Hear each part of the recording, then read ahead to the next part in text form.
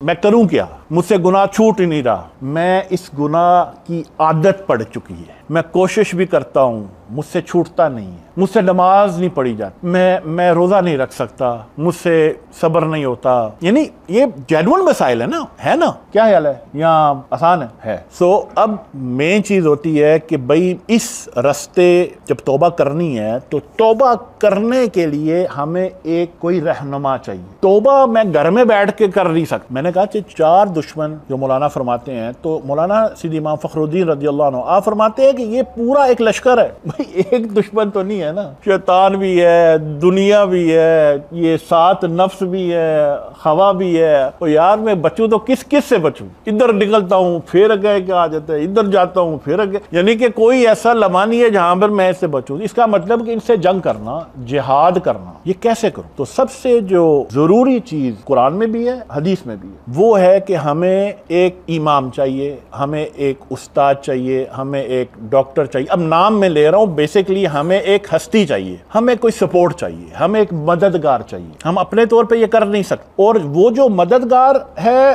वो तजर्बाकार चाहिए।